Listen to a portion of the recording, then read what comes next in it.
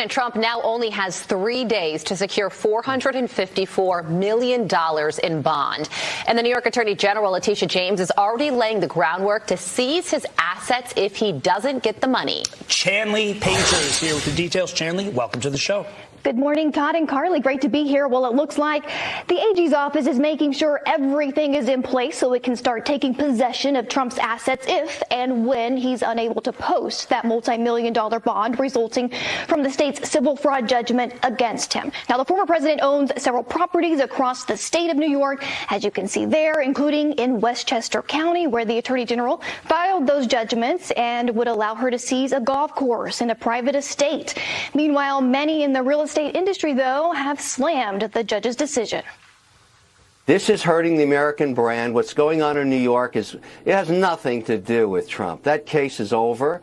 What's going on now is concerning financial markets all around the world. I mean, seizing assets after 22 days? In a bankruptcy court, you get years to resolve this. This is not a good look on New York. It doesn't matter this Trump. It could be anybody. And Trump himself echoed those same sentiments on Truth Social, posting in part that numerous businesses have ended plans to relocate into New York because of the fabricated witch hunt against him. And just recently, Trump's lawyers revealed they've struggled to find the backing necessary to cover such a great amount of cash. And now Trump's campaign is even calling on his supporters to donate money to the cause. And of course, Trump's team has asked a New York appeals court to waive or at least decrease that bond while he challenges that verdict, but there hasn't been a ruling on that just yet. Mr. Trizzle Dizzle, I thought I told you to pay me $500 million. Did you bring that money today? No. Well, that's too bad. I need my money, sucker. So what I'm going to do is take all your properties in New York and start selling. Did you just flip me off? No. Yes, you did. You just flipped me the bird. If you don't shape up and get your head straight. See there, you just did it again. No, I didn't.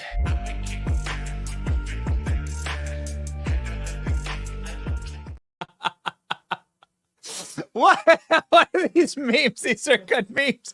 I didn't know we could do the voice activation and the animation with the mouth. I really like that. I see a bright future for that style of meme. Ladies and gentlemen, welcome to Free for All Friday, March 22nd, 2024. Candace, Owens, and the Daily Wire have parted ways. Letitia James is trying to part Donald Trump from his properties because she is a filthy, dirty Marxist.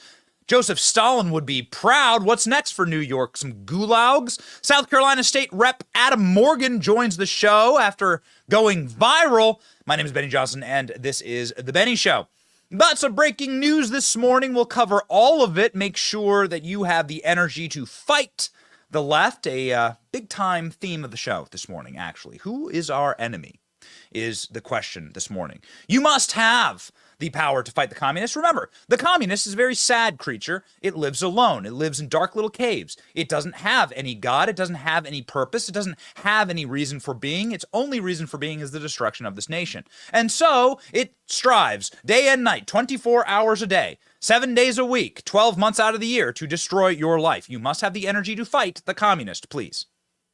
Use Blackout Coffee to do that. Blackout Coffee has all the kind of pack that you need to make sure that you are up with a pep in your step like we are this morning. Go to blackoutcoffee.com/Benny. Use the coupon code Benny for 20% off your order. Blackout Coffee. Be awake, not woke. Which is, of course, very nicely a table setting for the beginning of this show. And I want to state this. This is obviously the news that is trending across all social media platforms. This is the news that is breaking the internet right now, and we are an internet show. And so we're going to talk about it because we actually know all the parties involved. Candace Owens and the Daily Wire have parted ways. Now, I want to begin table setting here by saying that we have many good friends at the Daily Wire. We've known Candace for years. Love Candace. Worked with her before, done big video shoots with her before, done projects before, gone on her show a bunch of times. And we have like a stable, like good relationship with a number of people that work at the Daily Wire. Here's like what we're going to try and like the message we're going to try and put out. The energy we're going to try and put out on this show is that the orcs are at the gates of Helm's Deep. okay? Like, we have bigger enemies than the internal enemies of the right. And the left loves it when the right has a circular firing squad inside of itself. So we're not going to be here to like try and hate on either party here, right? Like there's too big of an actual collective enemy for us right now in the country. And we mustn't lose sight of who our actual enemy is. And the internal battles, whether it's Tucker getting fired from Fox News, which happened, man, ALX, did that happen like a year ago today? Like that happened about a year, like exactly 1 year ago. When did that happen? Am I getting my timelines correct? Like the time is a flat circle, man. Whether it's like Tucker Carlson and Fox News, or you remember Dan Bongino and Fox News, and Steve Hilton and Fox News, and Candace and the Daily Wire, and so on. Like we get too navel-gazy on this stuff. And so it's, Alex is telling me it was April of last year that Fox News fired Tucker Carlson. Here we are end of March of this year, and Candace Owens has been fired by the Daily Wire, or at the very least, they are no longer in business together. Maybe it is we haven't been able to reach anyone on this. We did some furious phone calls before the show. I haven't been able to reach anyone on this. So when it comes to our movement, we must unite and win. That's my message for this morning. We must unite and win. Like, who the hell cares what the Fox News or Daily Wire, Tucker Carlson, Candace, who cares what they do if the country's being invaded, if Marxists are able to seize Donald Trump's private property after rigging lawsuits against him, if they're able to put Donald Trump in jail for practicing his First Amendment, and if they're able to lock up members of the MAGA movement for peacefully protesting. Like, who the hell cares? You've already lost America. It doesn't matter, right? We're fighting over the ashes, as they say. The evil ruler will burn their nation to ashes to rule over the ashes instead of give up power. And that's the forces that we're dealing with right now. Talked about it with Stephen Miller on the show yesterday. That's the angle. So we're gonna like the drama. Like, we're not here for like big time drama alerts, but this is the number one I am seeing right now on Google Trends, number one trend in the country. So it's worth talking about. Last week, we were at UFC with Candace Owens. We actually sat right down from her and we're able to dab her up and chat her up, and we're able to like talk with Candace. We've known Candace for a long time. We love Candace and love working with her. She's iconic in the movement. And Candace Owens obviously is somebody who has a deep and abiding organic following of people who just love her and love her takes. Her takes are spicy, and that's what people like about her. She always comes correct, and she's a mother of beautiful children. She's a devoted wife, and she's somebody who really has something to fight for. And we deeply, deeply respect Candace and her work. I've been on Candace's show a bunch of times, and I was always blown away when I was on Candace's show of how, like, her intellect, how smart she was, how driven she was, and how researched she was. You tend to look at people with that size of like social media audiences and say that they're just fabulous, right? Or they're people who maybe don't deserve it because they hit one viral moment or one thing or another. Candace is not that. Let me tell you what. She's an unbelievably hard worker. During that interaction, Candace also, I don't know if you have the photo with Trump and everything like that. Like, it's a great time. During that interaction, I said, yo, what's going on, like, professionally? I asked. What's happening professionally? And all I can say is she's like, stay tuned, right? Like, stay tuned. Okay. And I'd seen the day before she was on Patrick Bet-David's podcast. She'd been doing a bunch of media rounds. She was just on the Breakfast Club. And you could sort of like get the sense that maybe something was going to happen with Candace, and with somebody who has, Candace Owens is followed by tens of millions of people. I don't know the exact number. With somebody that big of a voice and that big of a platform, it's going to make news. And so news was made this morning. Jeremy Boring, the CEO of the Daily Wire, announced that Candace Owens is no longer working with the Daily Wire. Now, what the language here I think is really important. Candace and the Daily Wire have ended their relationship. Does that mean she was fired? Does that mean that a contract dispute didn't go forward, that she just didn't re-sign the contracts. We've seen from Steven Crowder, and that sort of drama alert with the Daily Wire, that they have some pretty locked in contracts with some real teeth into them. And so did they just kind of absolve her of that? And what led to this, right? Candace Owens is a big name. What was it that actually led up to this moment where Candace Owens and Daily Wire parted ways? We're going to cover all of that on the program. And we're going to, I think we're going to talk through where I stand on all this as well, because it's really important for the movement itself. If we can't unite on these larger issues, then we're never going to win. And, divide and conquer is the way that you are able to destroy a movement like ours. And so we're not here to divide. We're here to find the places where we can all come together. But there are times, ladies and gentlemen, where it's bigger than money. Okay? There are times, ladies and gentlemen, where it's bigger than a contract, and where it's actually bigger than anything written down on paper, because it gets to the moral root of an issue. And that's when this is when I knew that it was over for Candace and Ben. Israel was attacked in a terrorist attack on October 7th. And after that terrorist attack, people started asking questions or voicing their concerns about America getting dragged into another war, and America getting dragged into more chaos around the world. Obviously, we are 100% funding Taiwan's Taiwan's defenses right now. China's going to try and seize Taiwan. Who knows? Ukraine, we're already bankrupt as a nation. Ukraine's cost us $200 billion. What the hell is that going on there? Man. Don't look too hard. We have a special coming up about what was really going on in Ukraine. We're very excited about. And you can see why Hunter Biden is untouchable and why Hunter Biden never went to jail, because Hunter Biden was doing the CIA's bidding in Ukraine. And it's going to be very, very interesting to see. We have their emails and the receipts. What were they building there? Oh, you're going to be very interested to find out. Ladies and gentlemen, people just didn't want America, from a larger perspective, 35,000 foot perspective, people didn't want America involved in another war. And so some voices on the right were like, wait a second, neocons, stop. It's not time to begin another war, right? Now, there's a lot of interest here, a lot of lobbying, but I am deeply anti-war and deeply anti-U.S. interventionism in these kind of things, right? I'm a big time advocate of they're your own borders, it's your own stuff, people can sort it out. And my take on this as I've grown older is, dude, there's no such thing as angels in wartime. Really, there's no such thing as angels on the. If you think that during any war or conflict in human history, one side was the side of the angels and one side was the devil, the reality is, grow up. Oftentimes, both sides are devils, right? And war is just hell.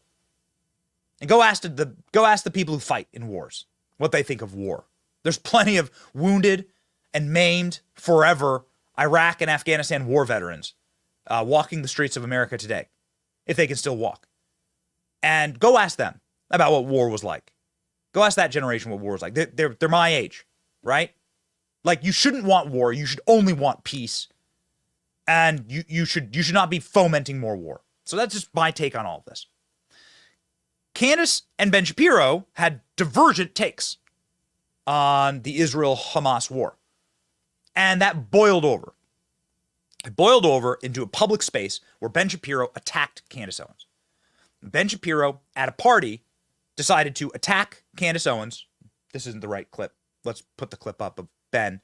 I'm going to play the clip right here. It's going to be a play-beside. Yeah, let's load it as a play-beside.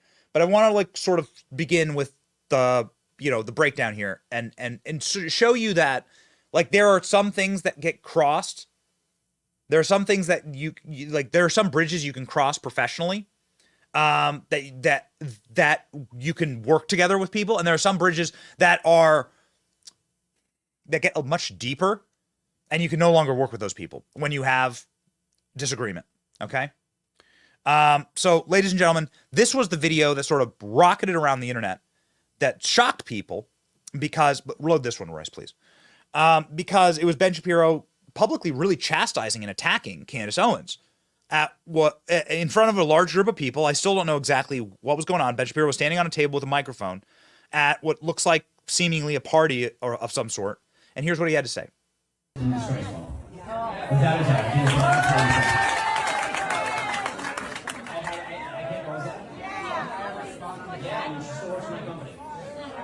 think she's been absolutely disgraceful. I think that her faux sophistication on these particular issues has been ridiculous. It's not faux sophistication, it's ridiculous. Everybody can see the moves that she's making and the things that she's saying, and I find them disreputable. So, if you call one of your employees disreputable and you call one of your employees a faux sophisticated and you call them disgusting in public, knowing that you're just being filmed, because no matter what, you just have to assume you're always being filmed in public. Right now, everybody has one of these in their pockets. Well, ladies and gentlemen, you just got to, you've just got to like understand that that's not going to create the best working environment. That's going to create a very, very bad working environment for people. As an employer myself, as somebody who like is a contractor and worked with a bunch of people, right? It's like, we're building a company here. You have to be very, very in tune to like build up and to make sure that you are building up the people who are working for you and working with you, and not tearing down, especially in a public space. Obviously, there's always room for improvement. But I got to tell you, as soon as I saw Ben Shapiro willing to go public with his criticisms, I said, well, this is getting really unstable. And then this happened. What happened here was, and you're going to have to go back here at Rolls-Royce, put up this tweet because this is really important. In the middle of that, after that video, Candace Owens tweets Bible verses. She put up on X, "Blessed are the peacemakers, for they'll be called children of God." Because everyone was like, "Whoa, man, you were getting flamed, right?" By Ben. Blessed are they which are persecuted for righteousness' sake, for this is the kingdom of heaven. Blessed are ye when men shall receive you and persecute you, and shall say all manner of evil falsely for my sake. No one can serve two masters. Either you will hate one or love the other. You'll be devoted to one and despise the other. You cannot serve both God and money. So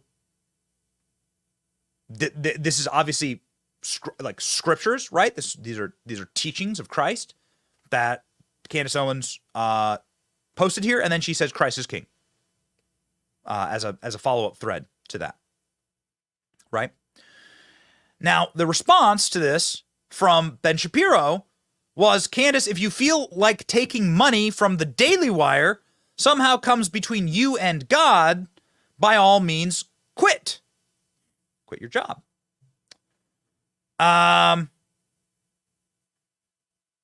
So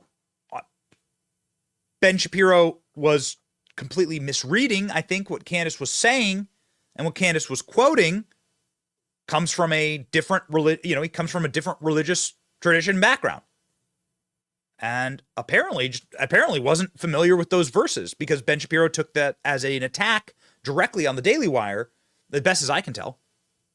Candace Owens then responded to Ben Shapiro on this: "You are utterly out of line for suggesting that I cannot quote biblical scripture. The Bible is not about you."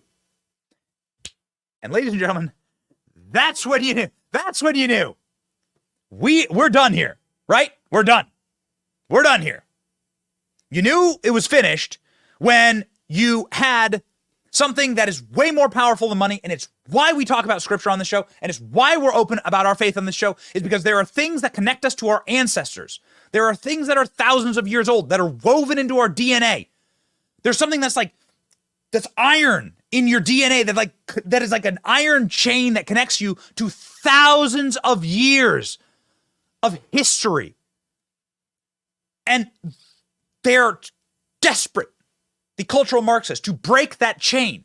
They are desperate to remove the ancestors from your life. They're desperate to remove the people that built you.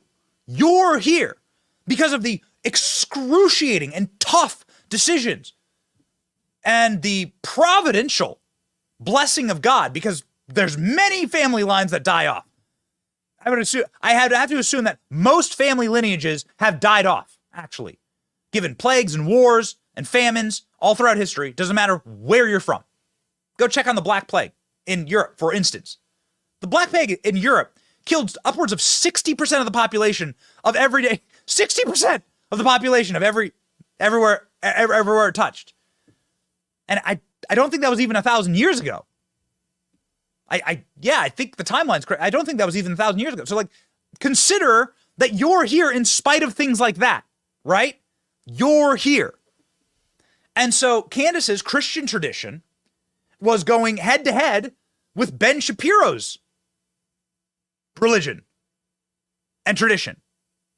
And it was happening in public. Put the tweet up again. The Bible is not about you.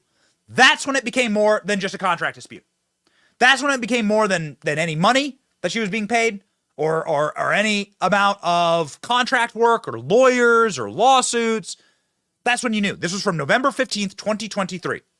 By the way, this tweet has 10 million views, this tweet from Candace.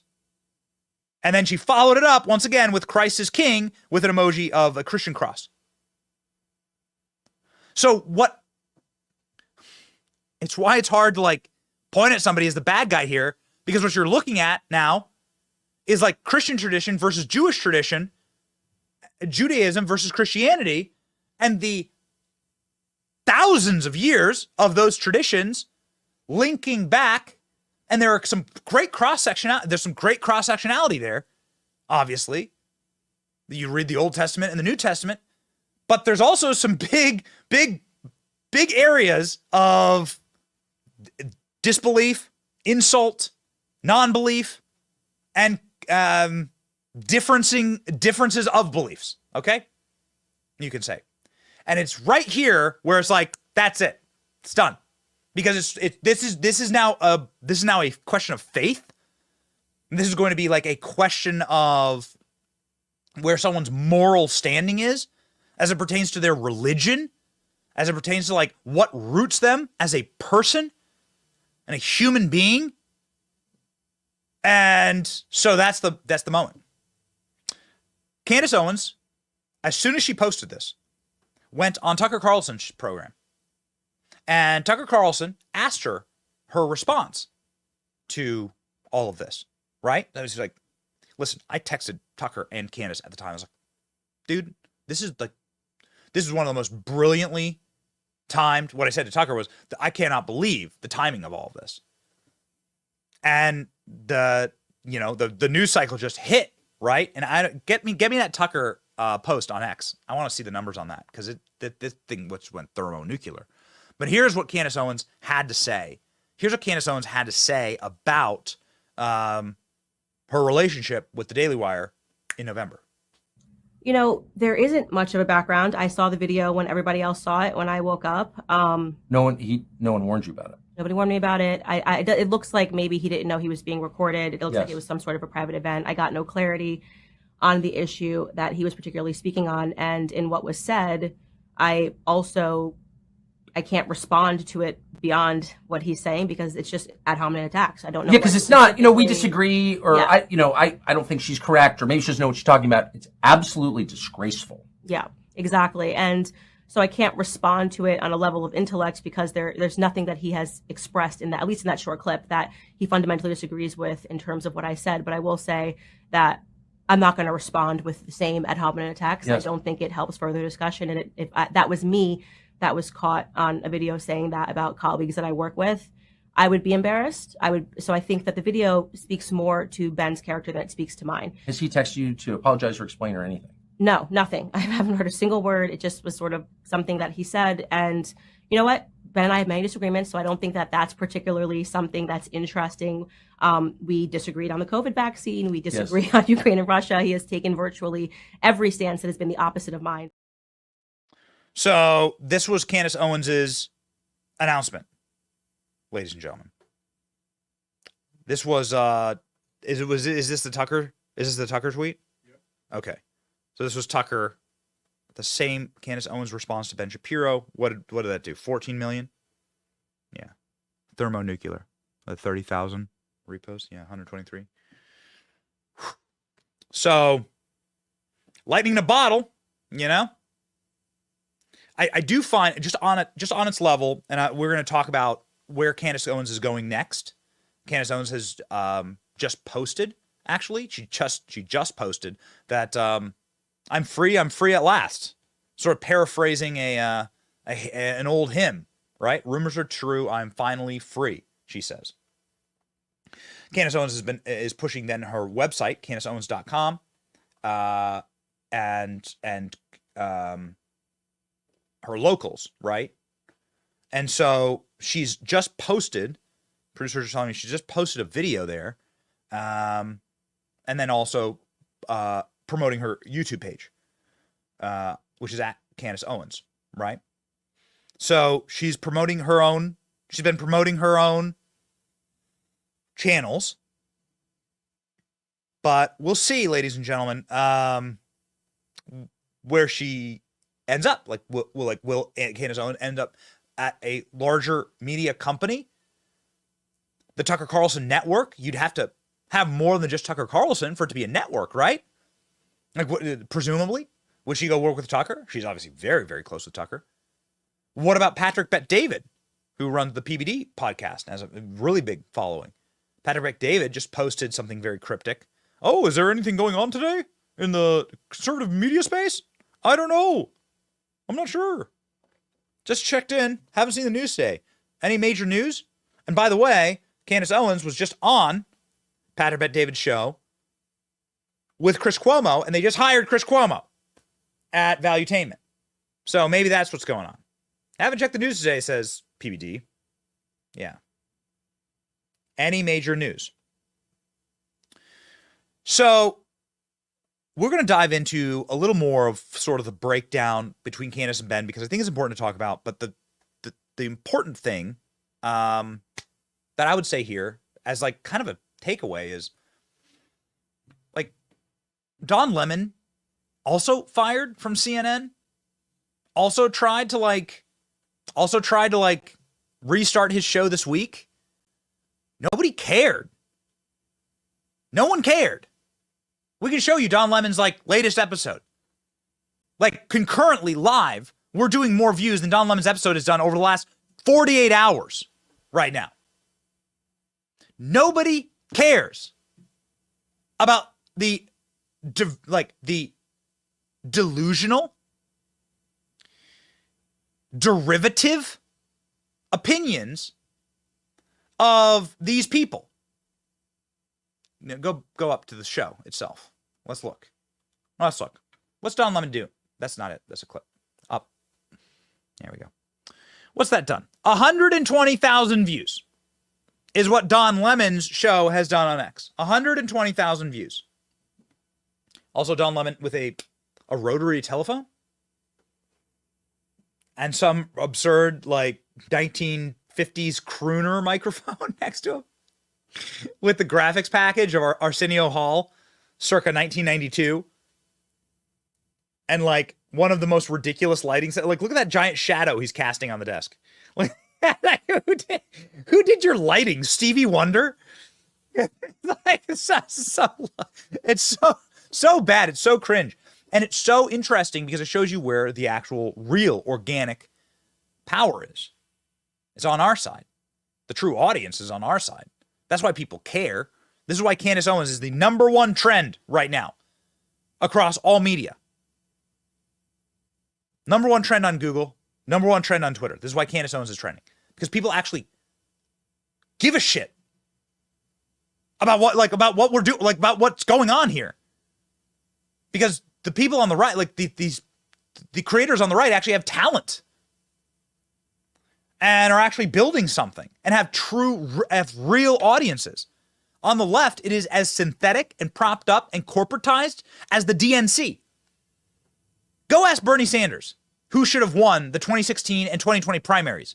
Bernie Sanders was beating Hillary Clinton and beating Joe Biden by a country mile.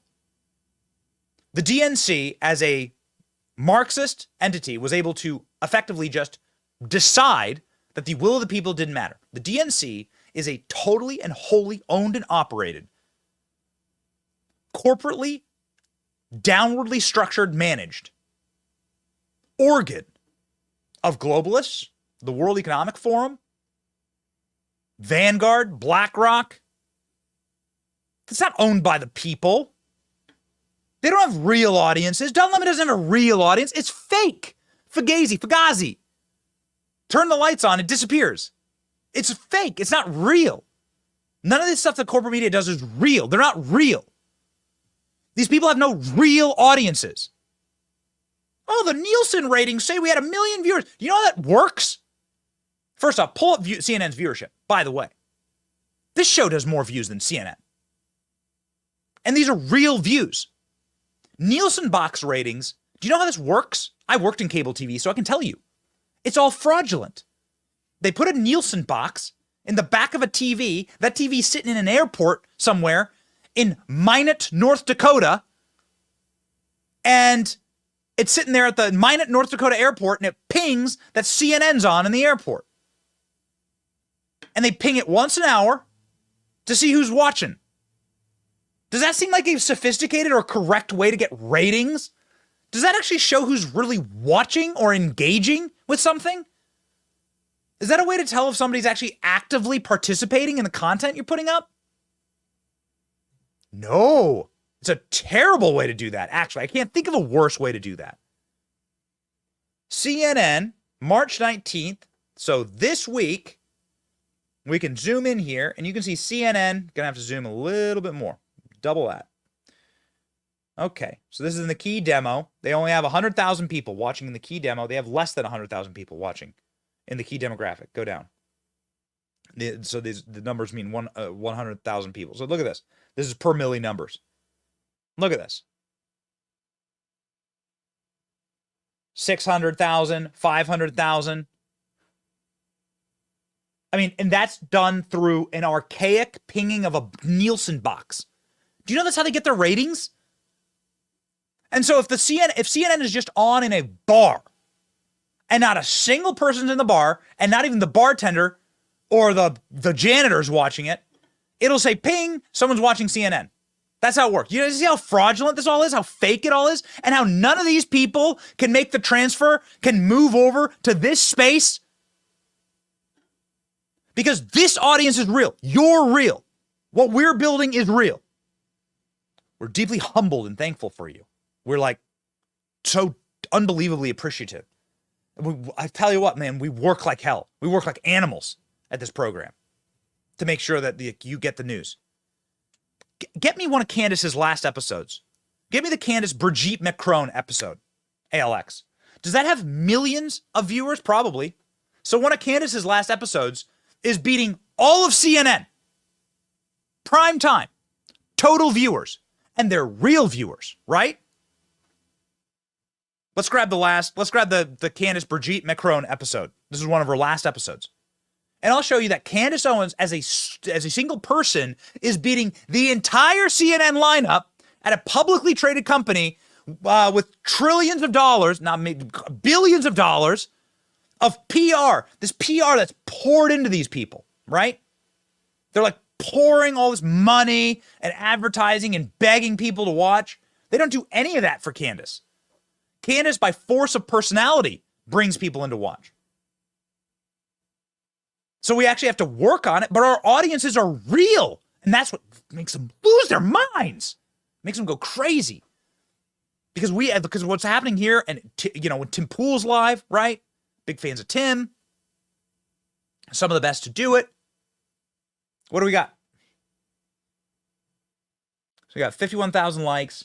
We got 825,000 views. Okay, there you go. 8 days ago. So there's Candace Owens. Bigger show than I think the entire lineup of CNN, the entire primetime lineup of CNN, and those are real viewers. And this is just one platform. Presumably, this show is there's 1.4 million for Candace. This is just Candace's show. So if you want some like uplifting, to carry you forward. Like understand that this is power. Like this is us remaking the ecosystem. And we talk with all these members of Congress and senators, and they come on our show. Pretty famously, we had a fight. We had a prickly interaction with an old senator that will remain unnamed, talking about the liberal media not covering something. Do you realize we're more powerful than them? We're bigger than them? Like, this isn't a pat of me on the back. This is actually a compliment to everyone who's doing this work. And obviously a compliment to you who've presumably pulled the plug and are watching this program. This is how we win. This is how we win. Tucker Carlson, of course, has made the transition because Tucker Carlson's audience was real. Tucker Carlson had real followers, real people. He was really interesting. And so he was able to port that following into hundreds of millions, billions of views on X, on his show on X. And it's also posted across a bunch of different platforms. So billions of views for Tucker Carlson because his audience is real. These frauds like Cuomo and Don Lemon, they don't have real audiences. Those people they're make-believe. Because their views are derivative. Their views are not in line with what actual people really think. Their views are not they're not real. They're corporate pablum vomited out of their mouths and spit out at you to try and manipulate you instead of to reinforce you in those bonds of you going back to your ancestors. Because quite frankly, you know what's right in this world. You know what's right and you know what's wrong. That's been woven into your DNA. It's like in the core of your being. And it's super important to reinforce that in our content and to not try and rip that out, which is what all leftist media is, and that's why leftist media is failing.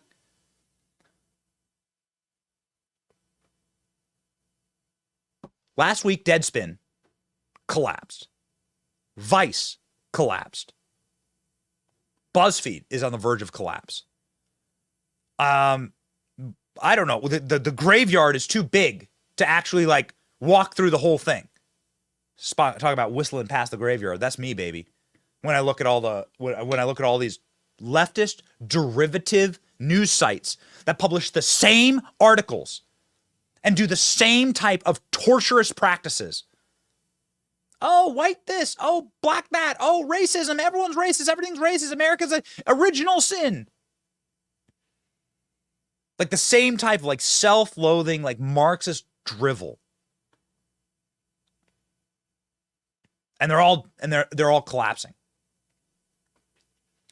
It seems like Candace might be going solo. We'll see, ladies and gentlemen. One of her last monologues sort of gave a tip of the hat for what was about to happen.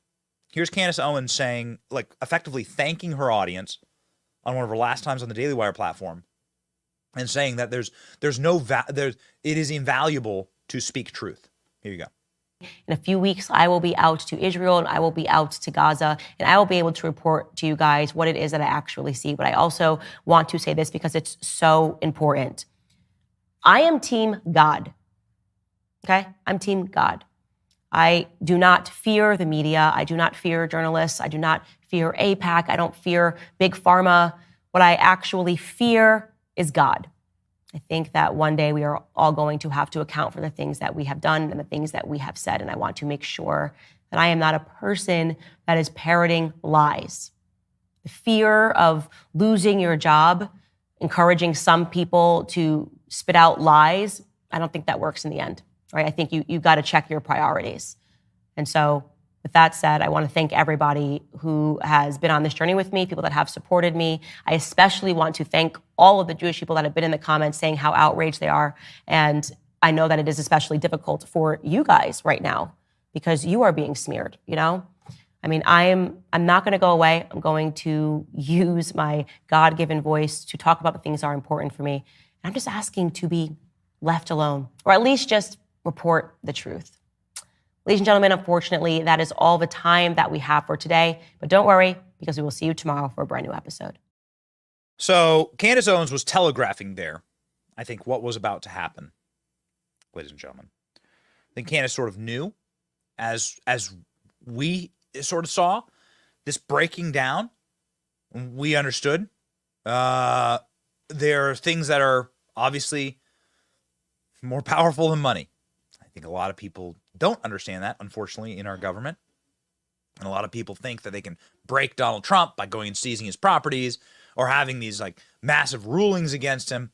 There are some things that like outlive money. In fact, the more you do that to Donald Trump, the more you make us want to crawl through glass and fire to vote for Donald Trump.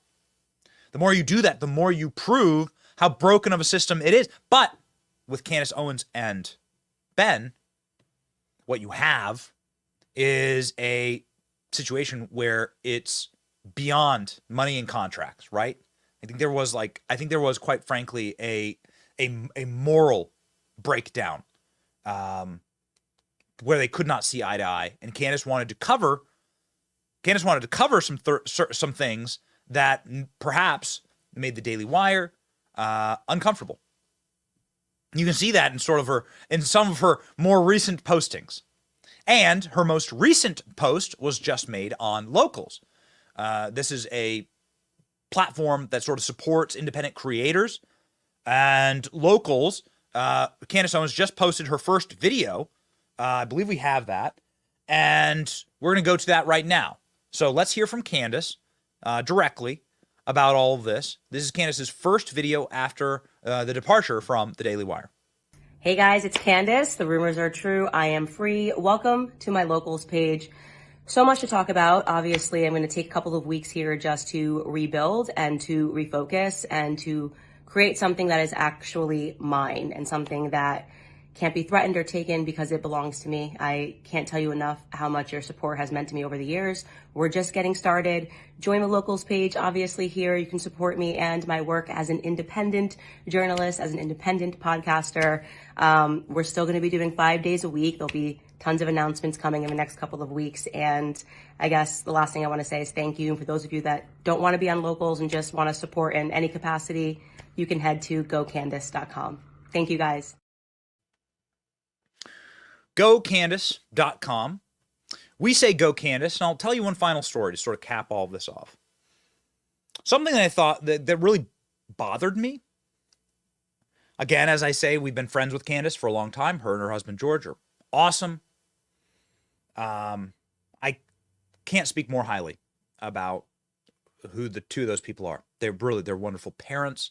They truly believe in the future of this country.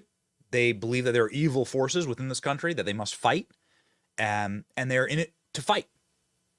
And it can't be great, ladies and gentlemen. It can't be fun to be Candace Owens, right? Can't be fun to stand up against Black Lives Matter. So the Black Lives Matter organization, it's sort of been memory hold here, but is a completely and totally fraudulent organization. ALX, grab me that trailer. Can you grab me that trailer for a documentary? I want to play that because this is such a beautiful piece of work, man. And I also want like that her going to Patrisse Cullors' house. I think that was gold. Candace Owens, probably the most underappreciated piece of work that she did was a documentary on Black Lives Matter called The Biggest Lie Ever Sold, where she went through Black Lives Matter's donations and where the money was coming from. Because you remember they got like close to hundreds of millions of dollars pouring in, right? To go fight for black people. Well, did they help out any black people? Did anyone ever get helped? It's amazing. When I was living in Washington, D.C., thank God I don't live there anymore. But when I was living in Washington, D.C., I was the only white guy within like 10 city blocks where I was living. Okay? Very poor. I lived in a rough part of town in what used to be Section 8 housing. And if there was a neighborhood where Black Lives Matter could have come in and like helped, I mean, I was around some very poor people living some tough lives. It changed my perspective forever. I coached the local football team in my free time. That's a place where BLM could have really gone in and like helped people, paid off a mortgage, done some like after school programs. A lot of these kids like living in homes with no dads, broken homes, like tough lives, man, tough stuff. I lived there. 5 years I lived there until they defunded the police, and then a gangland warfare event led to our house being like set ablaze effectively, right? They burned down a house next to mine, row house, and all the flames and fumes went into my home. Praise God, like we could have lost our newborn child, actually. My wife, the firefighters had to break down our door. Cops had to rush in. Black smoke filling the nursery of my child. I mean, it's horrifying. You wonder why I moved. This is why I moved. But man, I didn't see anything. Like, Black Lives Matter is getting hundreds of millions of dollars in donations. Did they help out anyone? I'm not sure this is a documentary that I could have done, but hot damn, did Candace Owens ever do it, man? Candace Owens went in, and she got the receipts. And this is what she created. This is the trailer for her documentary, The Greatest Lie Ever Sold. I would argue her like best piece of work. Check this out. Lives Matter released their 990 IRS filing. They collected $80 million. Where is that money? It's not here. Everything looks worse than it was. Where have you seen that money impacted throughout the city? So my producer just sent me a link. It is just shocking to me because of how much money was raised to think that where he lived, the bills weren't being covered. Super frustrating, but that's a dead end, so. And here's where it gets really interesting. Ready for some BLM pride? Another $200K went to escorts, BDSM workers, strippers, peep show workers, phone sex operators, and webcam performers. And then at that moment, it became personal. And I thought, not only am I going to say the truth, I am going to scream the truth louder than you can scream the lies.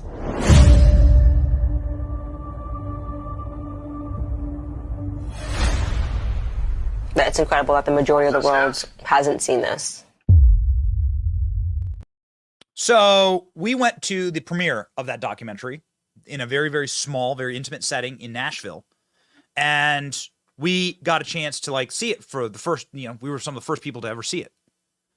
And it's an awesome event. It's an amazing event.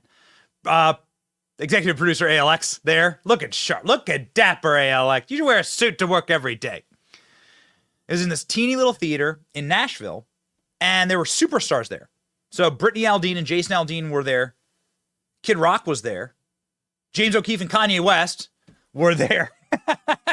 Like, come on, man. This is the collab we're begging for. Okay? Come on. This is the collaboration. Come on, James and Candace. And Candace walking the red carpet with like Ray J was there. It was wild. It was a fascinating event. Very, very interesting. Very, very interesting event. But here's what sort of struck me about this event is that nobody else from the Daily Wire went. And this was like 2 years ago. And so I didn't see any of there's no leadership or other personalities from the Daily Wire there. And maybe they have their own reasons, right? Like they all have their own families. But I'm saying, like, if Candace is going to do this documentary and gonna stick her neck out and like do this and go after BLM, like the sacred cow, right, of BLM, and expose them for their fraud, and expose them for for the Marxist organization that they are, which is really the conclusion she came to, right? Which is this like a fraudulent organization that was predicated on helping black people, but helped only like 3 black people, which are the leadership of BLM, to live these lavish lives. And we have, ladies and gentlemen, obviously you have the filings. You can see the mansions they bought. They bought all these mansions. They took that money and they committed every single crime you could possibly commit as a nonprofit. As somebody who works with nonprofits, like, it's bewildering. Everyone who is at BLM should be federally prosecuted, like, instantly. For how they spend their money. buying mansions for themselves, like lavishly, like spending on all of their like sisters and brothers and family members. All these fake organizations that they funnel all this money to. I mean, it's like Fannie Willis, like times 10,000. Ladies and gentlemen, there was no corporate press went in to find that out. No media, not even Fox News. But Candace Owens was the person who like put her shoulder to the wheel and like decided to make life uncomfortable for the frauds at BLM. This is my favorite scene from the documentary. It was an amazing documentary, the whole thing. You should still check it out. Here, check this out. This is Candace Owens going up to Patrice Cullors. She's the Marxist. She literally calls herself a trained Marxist who's in charge of BLM. She bought a mansion with all that money, right? In one of the whitest neighborhoods in California, she buys a mansion and puts up a giant wall around it. Wow, that walls were racist. Here's Candace making life uncomfortable for Patrice Cullors. I woke up to Candace Owens being outside of my house with a news crew. She was demanding that I come outside. Hello. I was just looking to speak to whoever is at this property because it's listed as the Black Lives Matter property. Sir? Hello? The fact that she's came outside my house and demanded things, harassed me, is unacceptable. We're not trying to harass you. We'll gladly leave. We're just wondering if we can speak to anybody. Y'all, I really need my family to be safe. I need to be safe. I need my child to be safe. And this, what happened this morning is not safety. Thank you, sir. Have a great day.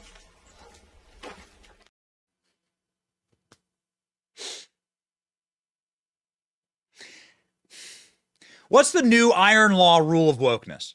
Feel bad for the exceedingly rich person who didn't earn anything, didn't do anything, and who is a multimillionaire. That's the Don Lemon shtick right now. Don Lemon's up here saying that Elon Musk is racist now. A real clip from Don Lemon's show. Elon Musk is a racist because he didn't give me the first podcast in space, a Cybertruck, equity in X, and then the capacity to like oversee all news on X. The rule is feel bad for the uber rich multi-millionaire. Feel bad for me as I cry and I sob in my mansion. Okay? Got it? Pretty remarkable when you lived in a neighborhood like I lived in and you looked around and you saw a lot of black people that could use some help. And BLM was nowhere, nothing. And you can't go to any neighborhood in America and find any of that. And Candace Owens exposed it. And I thought it's strange that nobody from the Daily Wire showed up to like help her to at this premiere. I found it very interesting. But I also found it interesting that the star power and pull that Candace had of having Kanye there, Jason Aldean, Ray J, and a number of other big time celebrities. It's super cool. It's super rad to see. It's very, very interesting to see. So it's like bigger. It's bigger. Like it's a cultural force, and that's what we're building here. We wish Candace obviously all of the best. I don't have any confirmation. I have my assumptions that she's going to go to Value. She's going to do a deal with Valuetainment. We also wish the Daily Wire the best. All right, in all of this, too much friendly fire. But we're out to do the same. We're out to do the same mission, right? And the mission is to break the back of the corporate media and to provide and build a better media for you and me and for the future of this country. Here, while we're streaming, you can see here the stream charts live that we are actively beating NBC News, Bloomberg, CBS, Associated Press. This is live right now. Right Side Broadcasting, those guys are super based. Love those guys. Fox, Newsmax, Eyewitness News. This is what it looks like. This is what it looks like to take on culture and defeat it. defeat it. And we do it with your help. Obviously, because of you. It's all because of you. And so we thank you, and we're animals, and we will work to earn it. We do not take it for granted. And it's really humbling, quite frankly. And so we're going to keep driving. We're going to keep pushing. We're going to keep hustling. We're going to keep grinding. And we're going to say thank you. You've heard me say it before, and I'll say it again. 2020 to 2023, that was the year of effing around, okay? They effed around. What happens when you F around? See, there's a chart here. See, on the chart, you F around here, and then here's the find out. I think we actually have a meme of that. Jerry, can you grab that meme? I think we have a good meme on that. You effed around, and then you found out. This is the year of people finding out. This is the year the corporate media is going to find out. This is the year. This is the year that Bud Light found out. Planet Fitness right now. Target. Like all of these behemoths. BlackRock is now in full retreat. Texas just pulled $10 billion out of BlackRock. I don't care how big of a company you run. Like that hurts. That hurts. So this is the F around year and the find out year. And we, ladies and gentlemen, are here for the finding out. What is the thing that they all missed? They all betrayed. They all betrayed their following, their fans, their paying customer. All of them. They thought that wokeness and equity and intersectional feminism and every ism you can possibly, they thought that they put that on a pedestal over their actual paying customer, over their actual audience. And so, ladies and gentlemen, they effed around and they found out. And so here, we will be here for the find out. Okay. And as they bleed audience, as their audience gets destroyed, we are here to like provide something that they would never provide for you, which is the truth, ladies and gentlemen, in our march against our common enemy. And our common enemy is the Marxist. And that has been something we have held quite tightly to on this program for a very long time.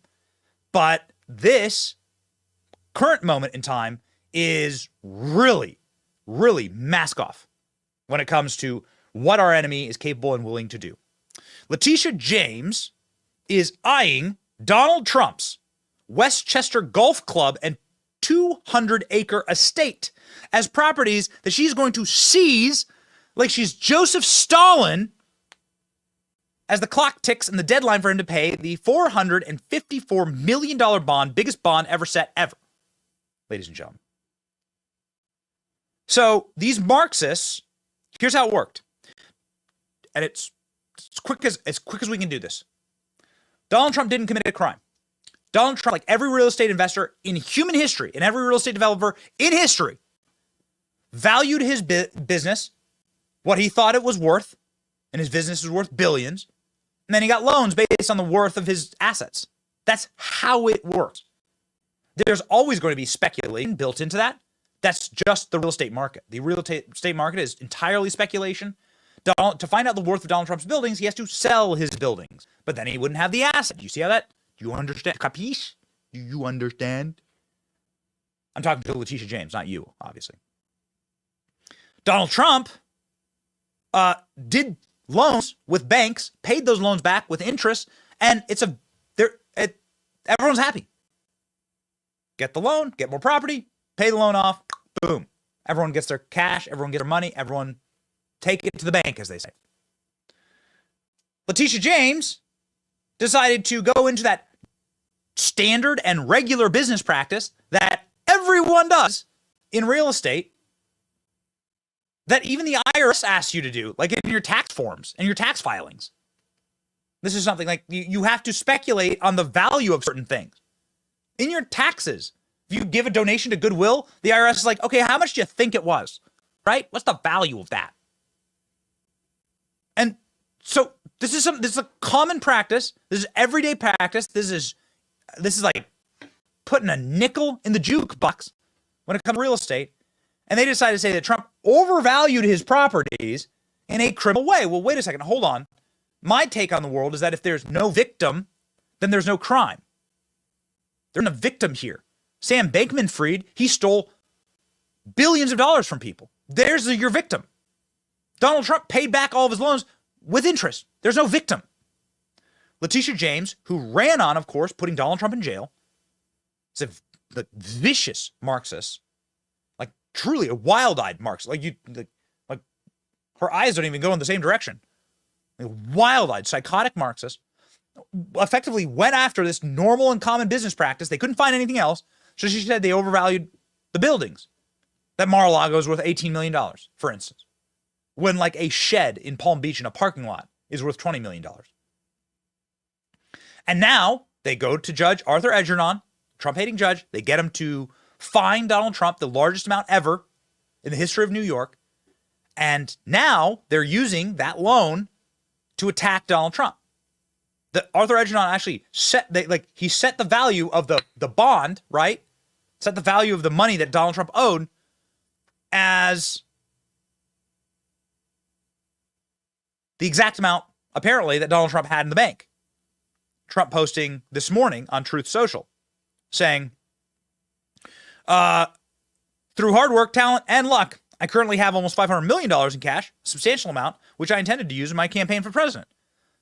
The often overturned political hack judge that rigged the corrupt case, the AG case, where I've done nothing wrong, knew this, wanted to take it away from me, and that's where he came up with the shocking number, coupled with the crazy interest demands. It's approximately $400,000. I did nothing wrong except win an election in 2016 that wasn't expected to win and did better in 2020, and now I lead by a lot in 2024. This is communism in America, and he's right.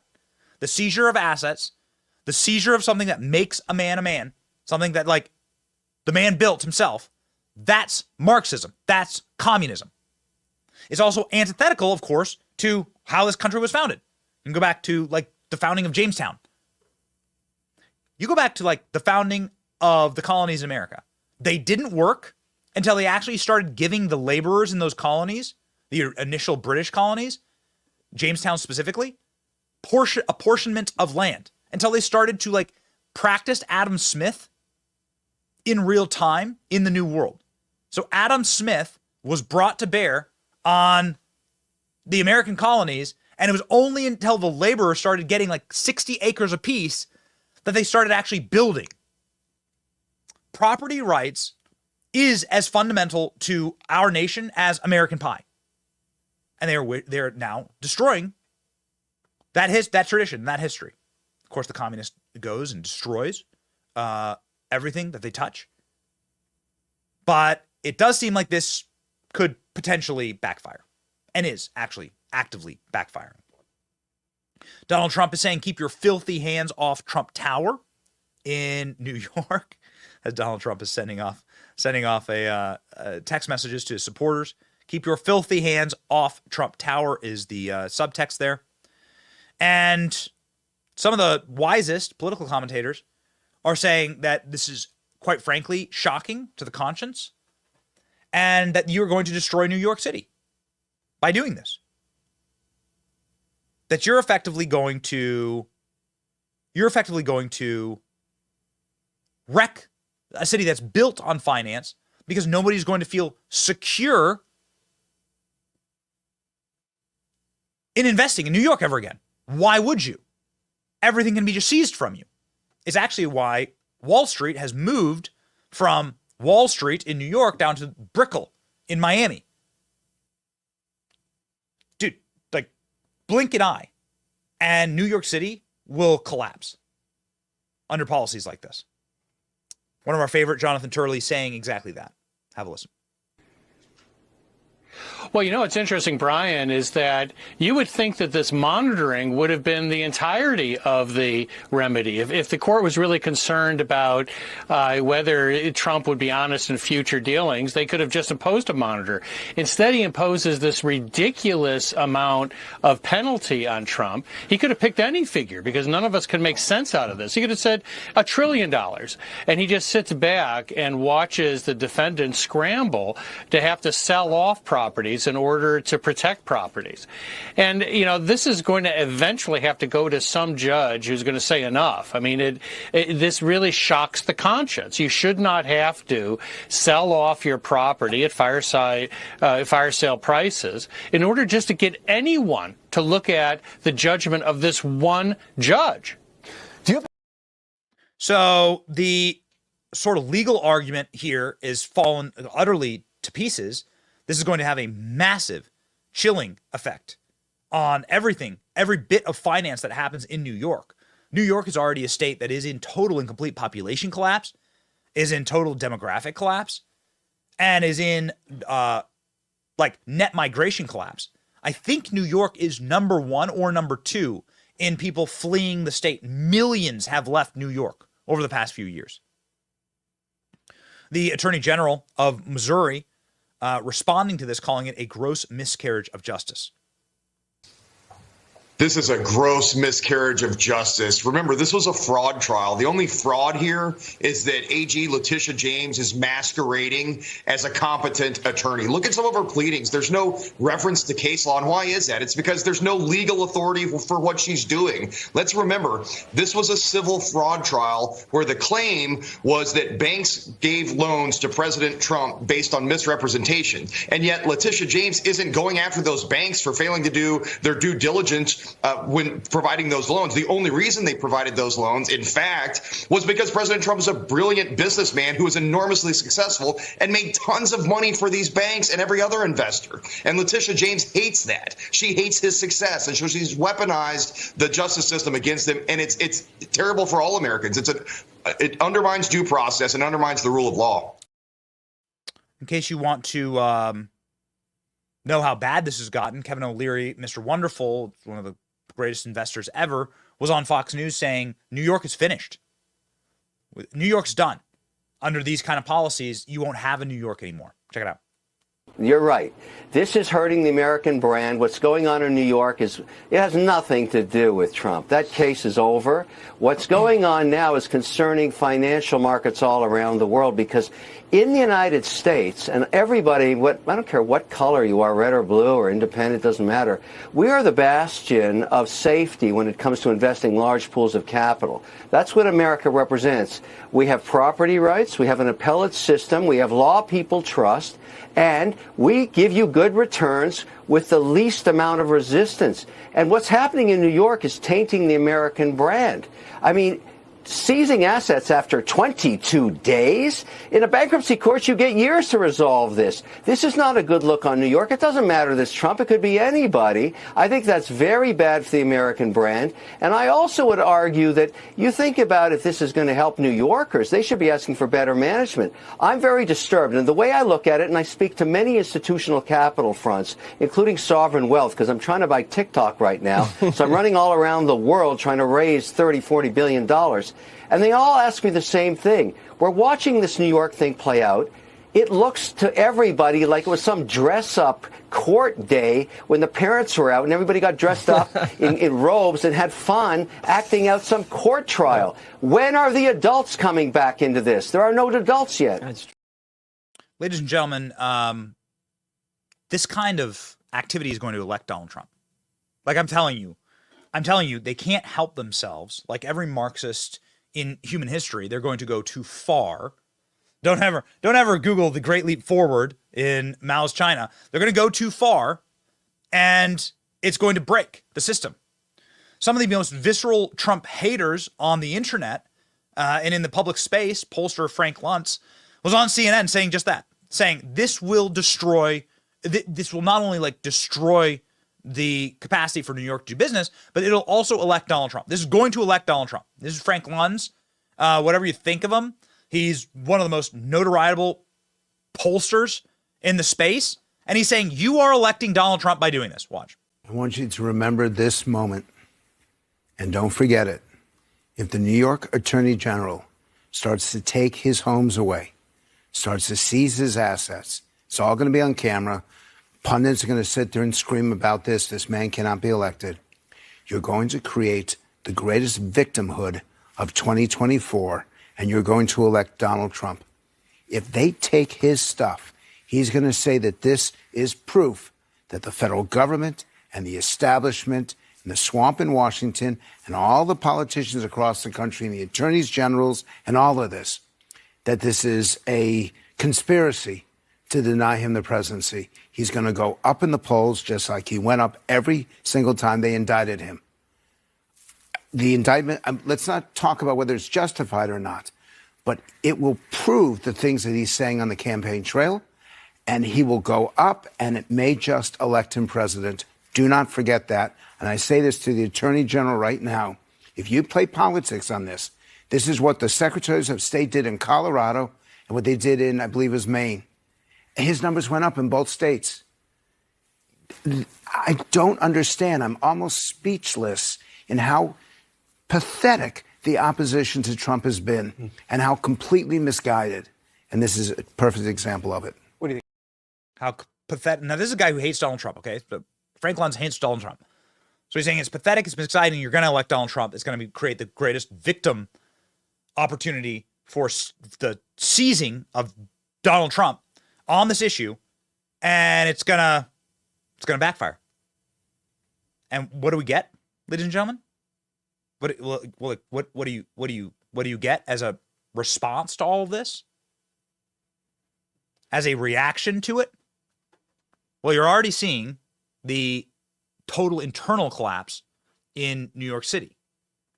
Letitia James tried to give a speech this last weekend and was booed so loudly at the fire department, the firemen in New York. Remember NYPD? Remember when we used to respect them? Remember the New York Fire Department? How they were like the greatest ever? We loved them after 9/11. Now Letitia James is hunting them down for booing her. Incredible, ladies and gentlemen. Have a listen.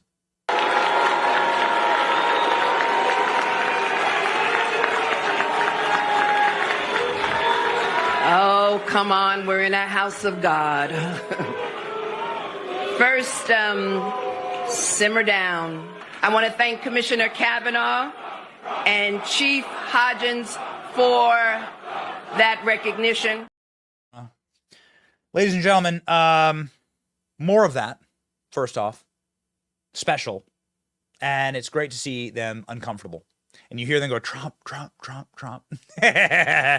Somebody who, well, probably won't be chanting Trump is Ronna McDaniel, disgraced, fired RNC chairwoman who just minted a deal with NBC News, of course. Because of course. Because of course. How disgusting. My gut is sick on this. This is despicable. I was at the debate, the NBC News debate with Ronna, watching her kiss Kristen Welker, watching her hug all of the moderators, like Ronna then running up to do an NBC News hit, like the day after, because Vivek flamed her with our help. Ladies and gentlemen, like, this is despicable. It makes me so angry to watch this. This is what it was all about. Also, why would Ronna McDaniel get this job? She doesn't speak for us. She just lost her job. Like, do you understand how this works? Ronna McDaniel was so bad at being RNC chairwoman that we kicked her out, and now she gets hired by the corporate media to be a mouthpiece for the Republican Party? In what universe? How the hell does that work? If you want to hire somebody, hire Candace Owens. Pay Candace Owens $100 million. If you want to hire somebody that actually speaks on behalf of the base and speaks on behalf of where the Republican Party is, you do not hire Ronna McRomney. Ronna McDaniel loved going on the corporate media, loves the corporate media, and in a totally despicable bout of cringe, Ronna McDaniel, as soon as she was elected chairwoman of the RNC, she ran to CNN, not Fox News, not the Daily Wire, not our show, not Breitbart. She ran to CNN to do a mewling gripe about how many white guys had led the Republican Party before. She is an intersectional feminist. She is a cloak and dagger, fake Republican from a line and a litany of losers, ladies and gentlemen. And now she's getting rewarded for destroying the Republican Party with a corporate media job. Here's a very short snippet of what she did on CNN. This deserves to be remembered. These people, these simps, these absolute doughy simp cucks, these people, it just makes me so angry. Because I lived in DC and I knew these RNC people. These RNC people were ashamed of the Republican Party. They were ashamed of you. They were ashamed of like our movement. They would call themselves Democrats. I knew multiple RNC people that wouldn't admit publicly that they worked at the RNC, would tell people in passing that they were Democrats, that they just were Democrat staffers in order to not get hassled. It's too much of a hassle. And now Ronna will get exactly what she's always wanted, right? Some fat plum gig on the corporate media. The corporate media she's always groveled to tell her story because she repeats the narratives of the left. Too many white men at the RNC. Listen to her do it. Watch. What do these pictures have in common? Let's see. I don't know. Yeah, there is a familiar theme here. I'm very happy to add a feminine touch to this wall.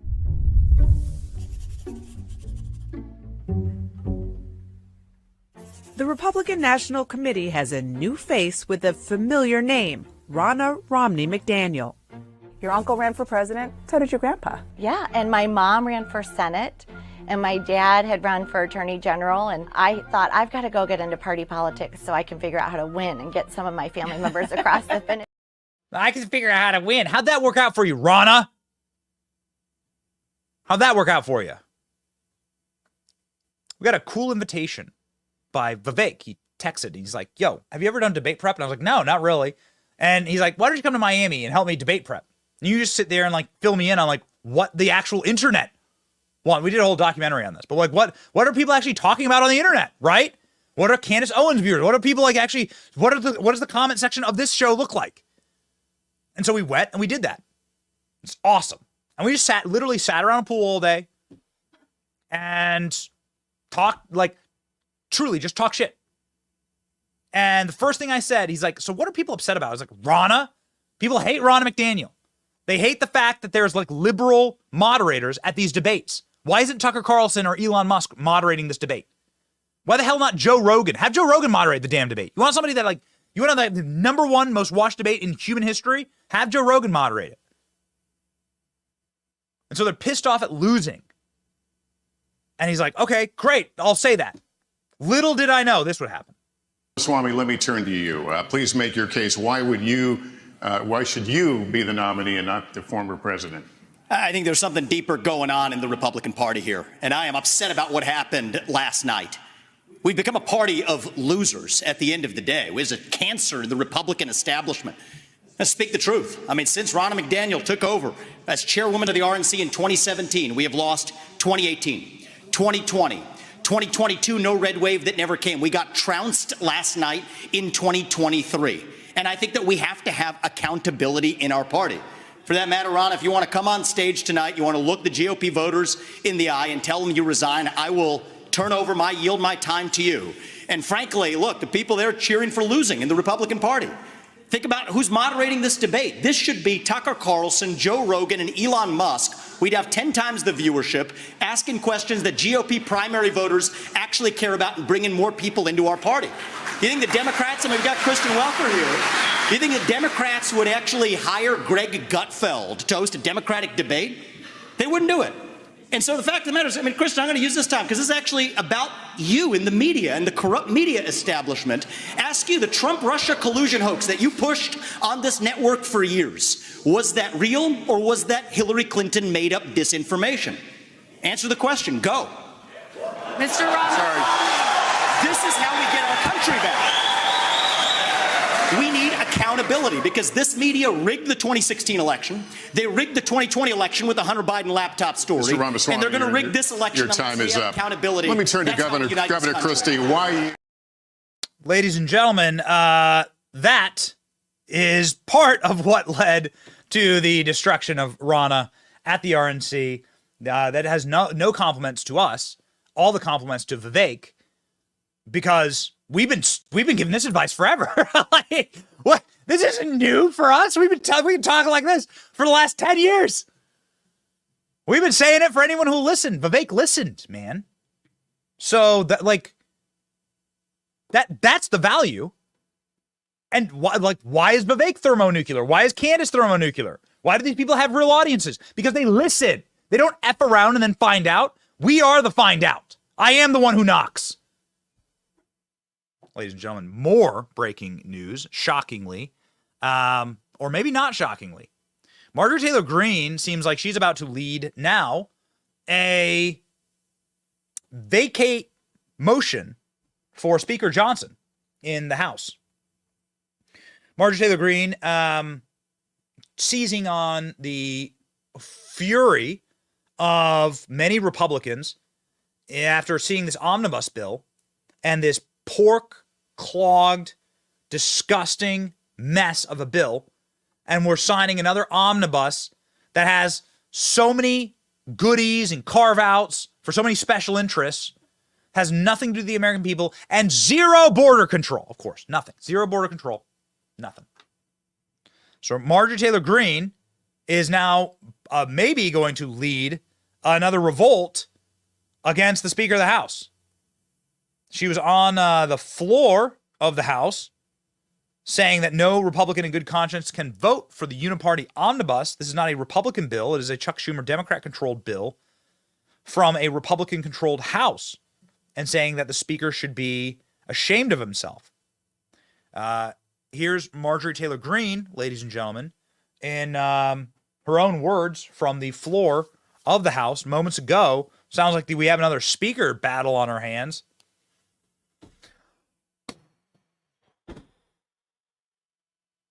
Let's listen. Thank you, Madam Speaker. I rise in extreme opposition to the second part of the omnibus bill. No Republican in the House of Representatives in good conscience can vote for this bill. It is a complete departure of all of our principles, especially if you call yourself pro-life. This bill funds full-term abortion. This is not a Republican bill. This is a Chuck Schumer Democrat-controlled bill coming from the House majority that is supposed to be controlled by Republicans, but yet our majority has been completely Members are reminded to direct their Democrats. remarks to the chair, please. Madam Speaker, it is the will of our voters, and it is the will of Republicans across the country that this bill should not be brought to the floor, that this bill will absolutely destroy our majority, and will tell every single one of our voters that this majority is a failure. This is the bill that the White House cannot wait to sign into law. This is the bill that rips our border wide open and tells every single person in over 160 countries around the world they can invade our country, they can run over our border patrol, they can run over our Texas National Guard, they can come in, rape our women, murder our people, and squat and take over our homes. This is an atrocious attack on the American people. The Speaker of the House should not bring it to the floor, and this bill should not pass. Man, hot damn. Ladies and gentlemen, this bill is an absolute abomination. Marjorie Taylor Greene, I think, has every right to be upset. I'm going to have to think about this. This is breaking news. This is happening right now. That's why we do the show live. But it's literally a lobbyist-backed pork funding bill that has nothing to do with what regular Americans would want to see inside of their funding packages. Marjorie Taylor Greene was on the steps of the Capitol explaining to a gaggle of media why she is bringing this motion now against Mike Johnson. The way that it works is the Speaker signs a motion that if you are able to get a motion to vacate plus a second, then you're going to be able to vacate the chair. Republicans are going to give the House to the Democrats, man. Like, you only have a two-seat in a majority. Republicans are going to give the House to Democrats. That's what's going to happen in this situation. Because what you're going to get is you're going to get like 2 Republicans that vote with Democrats, and you're going to have Speaker Hakeem Jeffries. Whew. It's going to be crazy. I'm not saying Mike Johnson is doing what's right here. I'm saying you're going to have, like, once again, we have an entire show built on, like, we must unite to win. We must unite against our common enemies. The orcs are at the gates of Helm's Deep. Like, we either fight, we either decide that the enemy, the Marxist, is more dangerous than our own side. And part of that, I guess, like, the blame lies at Mike Johnson. Like, Mike Johnson's got to not force Republicans to vote on bills like this that have abortion funding and open borders funding. I mean, it's literally antithetical to what the Republican Party is in favor of. Late-term abortion and then open borders. I mean, come on. Like, how can you go back to your constituents and say that? And that's exactly what Marjorie Taylor Greene is saying. The speaker's put us in a position to, like, vote against our consciences. Kind of the same thing that's happening with Candace and Ben, right? Like, when it's a battle of, like, your conscience and your morality, then, well, where are you going to land on? What side are you going to land on? Check this out. With rules and promises to the American people that we would bring regular order back to Congress. Speaker Johnson has betrayed that by passing 3 CRs and then forcing us to pass or to vote on a 2-part omnibus, the second one being today. He also only gave us, I mean, I don't even know how, we had 1 day basically to read 1,012 pages, breaking the 72-hour rule. This is a betrayal of the American people. This is a betrayal of Republican voters. And the bill that we were forced to vote on forced Republicans to choose between funding to pay our soldiers and in doing so, funding late-term abortion. This bill was basically a dream and a wish list for Democrats and for the White House. It was completely led by Chuck Schumer, not our Republican Speaker of the House, not our conference, and we weren't even allowed to put amendments to the floor to have a chance to make changes to the bill. I filed the motion to vacate today, but it's more of a warning and a pink slip. I respect our conference. I've paid all my dues to my conference. I'm a member in good standing, and I do not wish to inflict pain on our conference and to throw the House in chaos. But this is basically a warning, and it's time for us to go through the process, take our time, and find a new Speaker of the House that will stand with Republicans and our Republican majority instead of standing with the Democrats. Man. Oh, hot damn, ladies and gentlemen. So it looks like it's on again in the House. There's really bad stuff in this bill. Nobody should be like excited about what's in this bill. Jesse Waters did a really great here, guys. I'm going to send you this. Jesse Waters did a really great breakdown of all this pork funding, and like, it is remarkable how we don't have like a Congress that is built on you or me. We have a Congress that is built on special interests and lobbying, and that's how you get this. You could almost $1 million, like almost $1 million for gay senior citizens centers, college tuition for young people in Egypt, not your kids, of course. Teaching elementary school kids, obviously. Gender confusion for elementary school kids. Zoo tickets. If House Republicans vote for this, then they deserve to lose their seats.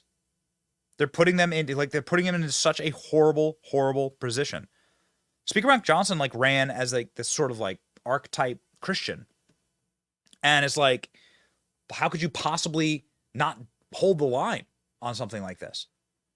It seems like this is something that could actually will absolutely result in Republicans losing their seats, ladies and gentlemen. And the details of this spending package, we often don't dive into the mix on things like this, but the details of the spending packages are utterly grotesque. Ladies and gentlemen, we got it. Okay. Jesse Waters did a wonderful segment on this last night. Let's have a watch. I'm disturbed. I'm sort of absorbing all of this. Oh man, is the whole rest of the year now going to be another speakers fight? And are we going to hand the House back? Is the House going to go back to Democrats? Ooh, spaghetti-o. And it's all done. Like, Mike Johnson could have just said no. But instead, Mike Johnson, like, approved of this. This is what he approved of. There's an old saying, nothing good happens after 2 a.m. Well, this morning at 2:23, Congress released a monster 1,012-page bill with $1 trillion price tag. They're rushing to pass the bill before you have a chance to read it. Why? Well, because it's full of pork. And we've been digging through it. And here's what you're paying for. Liz Warren is spending $850,000 on a gay senior citizen home in Boston. Florida has the villages. Massachusetts has the village people. We're spending $15 million to pay for Egyptians' college tuition. Egyptian tuition, not Egyptians who live in America, Egyptians in Egypt. Egyptian tuition. So we pay for illegals to go to college here, and now we're paying for the tuition before I guess they even cross the border. Speaking of Egypt, Gold Bar Bob's sending $400,000 to a gay activist group that teaches elementary school kids about being trans. Not enough to keep you out of jail, Gold Bar. Sorry. Another $400,000 goes to a group that gives clothes to teens that help them hide their gender, like chest binders and tuckums. Parental permission not required. Even Dianne Feinstein, who unfortunately passed away long before the bill was written, has an earmark from the grave. $500,000 for a DEI zoo. The San Diego Zoo's getting $500,000 for an anti-racist nature appreciation program where high school kids from diverse backgrounds can observe wildlife. Why do they need $500,000 to go to the zoo? Tickets are like $15. That should be enough for every congressman, especially the Republicans, to vote no. But this massive bill will probably be on Biden's desk this weekend, and he'll just sign your money away. Poof. That's how it works, ladies and gentlemen. But there is a groundswell of people speaking out. There is actually a clip that went viral earlier this week from the South Carolina State House, where a man named Adam Morgan decided to speak out against lobbying in the State House and in the chamber and speak on behalf of the people who elected him. It was very much a Mr. Smith goes to Washington moment. It went thermonuclear. Perhaps you've seen this clip, but it's a real stunner where this one man sort of stands up against this entire body of special interests and bought and paid for lobbyist apparatchiks and said, no more. Watch. The pressure in here in Columbia is for me to not even vote red on the board. Y'all might not know this. A dark money entity that was created on Tuesday, the day after we voted for this, I went home and a attack piece went out in my whole district about the fact that I voted for this. I get that the people in Columbia, that the lobby wants me to either not vote or to vote green on this, but my constituents want me to vote red, and they want their tax money spent on core government functions, on their roads, on their schools. That's what they want their money spent on. Do you consider the fact that South Carolina's track record on bringing major projects into this state has a winning record, and therefore, again, commerce should be listened to rather than those people back in your district that may not have ever brokered a deal, may not understand what it means of being a project, may not understand economic incentives. So what you're suggesting is we should listen to the people back home in your district rather than the people at Commerce that have been successful at bringing these mega deals to South Carolina. Mr. Rutherford, I don't think that you could have espoused a philosophy that disagrees more fundamentally than me. I completely disagree with you, and I think that you believe what you just said. But no, I 100% am going to listen to the people back home who I represent in this House, and you should listen to the 40,000 people in your area, and not the bureaucrats at Commerce, and not the lobbyists, and not the multi-billion-dollar international corporations. You should listen to your constituents like I am. So, I mean, how refreshing is that to hear, ladies and gentlemen? And you're going to hear a little more of it because Adam Morgan, candidate for Congress, joins the program now.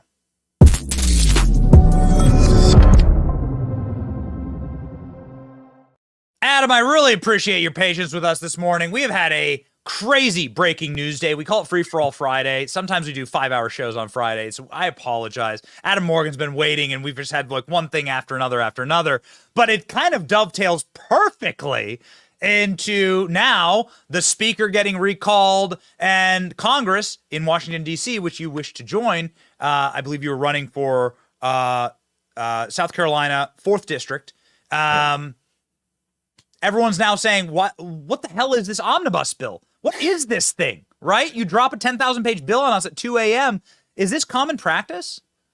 Yeah, I mean, it's literally indicative of everything wrong with Washington. The members didn't even see it before. They had no input. It was written up by staff and bureaucrats and leadership and special interests. And of course, it's chock full of all these special projects that the American people do not want. It's a waste of our tax money. It's stuff that we shouldn't be spending with tax dollars. We're like playing socialism in all these different arenas, trying to plan the family and plan the economy and plan everything. And it's like, government, get out of the way. That's what the whole debate was about. Like, let the people be great. Roll the government back. We don't create jobs. We're not going to plan the family better than individuals, and just let the American people be great.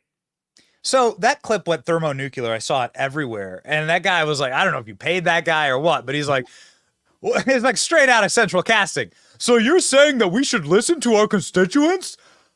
I was like, yeah, dude. Like, what do you think this is? But amazing that you had to like explain that to him. I even tried to help him. I almost couldn't contain myself. I was like, oh, like, buddy, do you realize what you're saying? But then he just said the quiet part out loud, that there are really people in elected office and in government who think that the constituents that they represent are too stupid to have an opinion on the bills and the legislation that's coming before us. And this bill was a $1.3 billion handout to a private company to make electric vehicles. Not even a stable market, all propped up by Biden subsidies. And so from the start, it was a terrible idea and a terrible deal. And yet he thought that my constituents were just incapable of understanding how it was such a bad deal and that we should maybe spend our tax money on roads and public safety and school and not giving it to a multi-billion-dollar corporation to make electric vehicles, which ultimately is just going to fail. And yes, it's just everything wrong with Washington and everything wrong with politics. So you're a member of the South Carolina House of Representatives. You're an elected official. I've never been an elected official, nor have I ever been a financial advisor. But the financial advisors that are my neighbors here in Tampa, and that's a big industry here in Tampa, they often tell me that the reason Trump had such a great economy is because he pulled everything back. Yeah. He said no regulation. He said don't get involved, actually. Yeah. Let the market do its thing. Thin spending bills, like less government intervention, led to a roaring economy. Why can't people figure that out? Go figure. Our conservative values actually work. Isn't that why we run as Republicans? Isn't that why it's in the Republican Party platform to oppose corporate welfare and crony capitalism? Like, we're the party that's supposed to be against government intervention and socialism in the marketplace. And when we roll things back, we do, the economy does flourish. We do better. And so the problem is we have too many elected officials in the Republican Party, but of course in the Democrat Party, who think that they know best, who want to claim that they've created jobs and that they've done all these great things, when you are there to listen to your constituents, to fight for them, and to fight against the government abuses of trying to take more tax money and waste it, of trying to weaponize government against American citizens. And that's one of the reasons I'm running for Congress. I've been fighting it in South Carolina. I'm chair of the Freedom Caucus. We fight on every front all the time for our values. And I just think we need more people in Washington who know what's at stake and are willing to fight. And so you guys can check me out at voteadammorgan.com. It's a movement, but I think people are hungry for somebody who will actually listen to the people and represent their interests and not the interests of the lobbyists. So if you get to Congress, I mean, what would you be doing on this vote right here with with the speaker? Like, why is this happening? I thought Speaker Johnson was going to be pretty good based on what I heard about him. He's from the Freedom Caucus in D.C., right? He's a Freedom Caucus member, a Republican Study Committee member in D.C. So what gives, man? Yeah, I don't know. Speaker Johnson wasn't from the Freedom Caucus. That was Jim Jordan was the Freedom Caucus option, and they rejected him because he actually was aligned with the Freedom Caucus. That's why a lot of the moderate Republicans said no. And so Johnson was kind of a compromise candidate that the conference could come up with. And, the fact is, what it ultimately comes down to is the majority of Republicans are going to, sway this one way or the other. And if the majority had the stomach for the fight for the American people and were willing to oppose the groups that write large campaign contributions, we wouldn't have this problem. This is not a Republican bill. It's a Republican compromise or a surrender, even funding all these leftist projects. And when I get there, I'm going to join the Freedom Caucus day one. I think they're the ones who have been so outspoken against this bill from the start. I mean, the fact that it's over 2,000 pages, the fact that it was dropped in the middle of the night, and they don't even have time to read it and comprehend what they're even voting on is ludicrous. And let alone the fact that it's literally funding our invasion. It does nothing to secure the border and actually even funds the furtherance of bringing illegals here, let alone the transgender mutilation on minors and the late-term abortions. I mean, you can go on, and it's baffling that we're even having this discussion when we control the House. We need strong leadership, and we need conservatives. Yeah. All it takes is to just stand up. Steve Miller was on the show yesterday. He's like, when was the last time a Republican stood up for you? This is why Donald Trump's so popular. Why Donald Trump's so damn popular. Like, all it takes is one person to stand up. Like, all it takes is like one, right? And if all of us start standing up, which is what this audience is about, then you can actually defeat systems.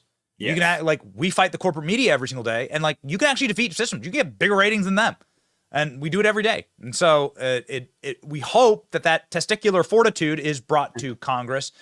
We say best of luck, sir. I know you've already shouted out your campaign, but I did want to just ask one quick question on this. Like, it looks like you have a beautiful family there. Would they be prepared for you to go to DC? DC sucks, man. I have spent 15 years in DC, right? Like, I didn't want to raise my family in DC. It does. Well, I won't be raising him in DC, but I will be taking him with me. We started homeschooling my oldest, and we're planning on going back and forth. We want to live in district, but we want to stay together. I think we need more people who own small businesses, who, are involved in their faith communities, who, have families and are actually family people. Let's get away from, hiring career politicians who are so disconnected and are literally just running to insider trade or whatever they're doing to make so much money. We need people who are actually going to go and who care about the future of this country. I got a lot at stake. I got a newborn and a 6-year-old and a 4-year-old. The country that we make and that we fight for and the values that we defend is what they're going to inherit. So I've got a lot on the line. And, we have to fight for it, because when you don't have conservatives that step up to the plate to run, and you don't have conservatives engaged at the grassroots level getting these people elected, there's a void. And you know who fills it? Special interest. And they come in and they write big campaign checks and they help them on their campaigns. And that's why they buy so many elected officials. And we have to stop that. We have to actually defeat the stranglehold that the special interest groups and these lobbyists have over members of Congress. I'm so glad the video went viral. It's hilarious that it went viral when I literally just said, hey, representatives, represent your people. It's literally in the name. But the truth is, now I got a big target on my back, and all the people, special interest groups, are literally sitting there going, definitely not that guy. So, I know that it's going to have to be a groundswell of support that actually gets me over the finish line. But I think things are looking good, and I'm just glad to step up to the plate and fight for the American people. Well, Godspeed in your race, sir. And thank you for spitting truth. Benny Brigade's behind you. Thank you. Thanks for having me on. All right.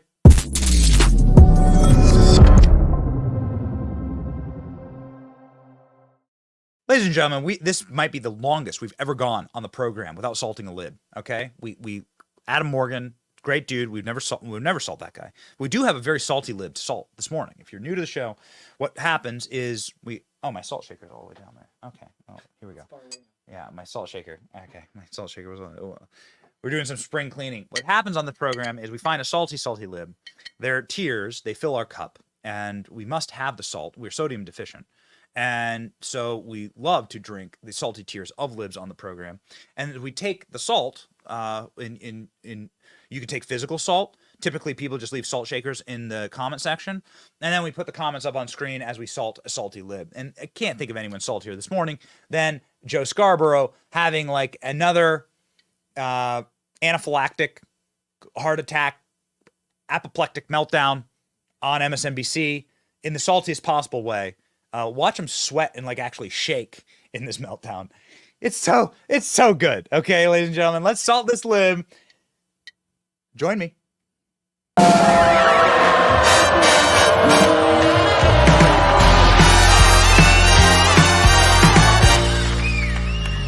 This guy really worships dictators. He stole nuclear secrets. You have a federal judge in New York State that said Donald Trump raped E. Jean Carroll. Why don't our friends and neighbors, why don't my friends that I grew up with, people that I went to church with, and now these same people are in the front lines supporting this would-be dictator? Where were these people raised that they would like a guy that treats people this way? A guy that reveres Hitler, reveres Xi, reveres Putin. I could go down the list. What, they like this guy? He makes them feel good? Yes, Joe. I know who feels good doing that? They did more than denigrate women. How long am I supposed to sit in a corner, Michael, and try to figure that out? Because I can tell you, I've been trying to figure it out now for 8 years, and I still can't figure it out.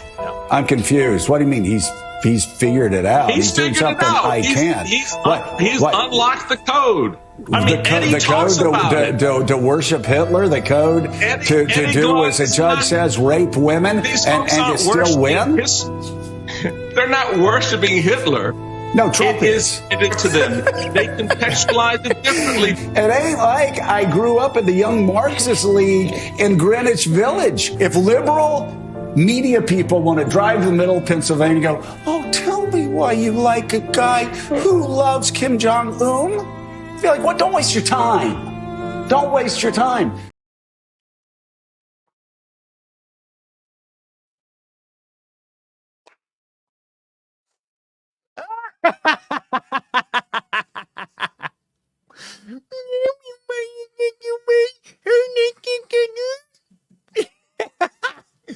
That's who we're up against. That's who we're up against. Oh, come on. This is going to be easy. This is great. Look at the stream chart numbers. You can see them. That's who we're actually beating Joe Scarborough right now. So that's awesome. There's NBC News right there. Okay, well, sucks to suck, as they say. We love our audience. We love you. You're the only reason we can do this. And so we say thank you. We have our Benny Brigade, and every Friday we do an Ask Benny from the Benny Brigade. If you wish to join the brigade, go to benjohnson.com/brigade. Help support us for the cost of a large side of Chick-fil-A waffle fries per month. We did the numbers here. But keep us independent. We wish to stay independent. We don't want to sell out to anyone. No hate, right? No shade, but we don't want to sell out to anyone. We're going to keep the show independent, right? So anyway, we love you. We take your questions from Nancy Stacy. Hello, Benny. Oh, there's an interesting and long question. Hello to your production team. Super cool, super creative, and super talented group of professionals on the national podcaster stage. I'm a newborn to the Benny Brigade. LOL at the optics of the animated character skits and faces very beginning of every podcast. Hilarious. Been a huge fan for months. Love the content on every show. You're loyal to patriotism and love for the greatest nation planet on earth, the good old USA. Well, that's not even a question. That's just Nancy Stacy being a great American. So Nancy Stacy, we love you back. We give you here are the hearts, big old heart from us to you. We say thank you, Nancy Stacy. Janie Brown says, what's the plan in Republican Congress now that they are resigning and giving the majority back to the Dems? That's exactly right, Jeannie Brown. That's exactly right. I don't know what the hell the plan is. It seems like nobody has a plan. This is the problem in an actual revolution, which is what's going on inside the Republican Party. In actual revolutions, things get a little chaotic. And there is a uniparty that is standing against the actual America First Republican majority. And that uniparty is desperate to cling on for dear life. And so it's going to be a little messy. I am not in favor of anything that gives the House to Democrats. Okay, so I'll just like straight up say it. I'm not in favor of anything that gives the House to Democrats. If it hands the House over to Hakeem Jeffries, whatever's going on is not whatever like.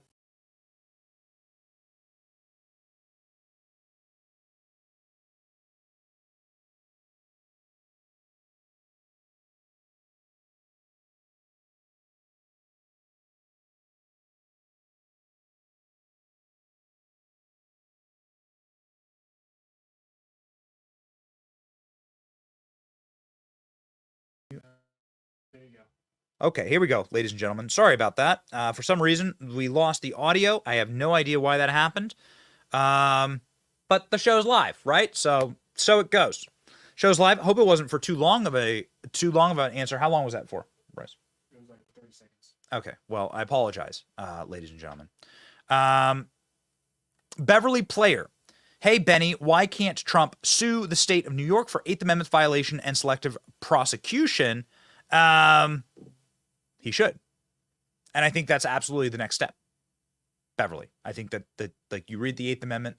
Also, this is a violation of like the 3rd Amendment, right? Government forces coming into your home.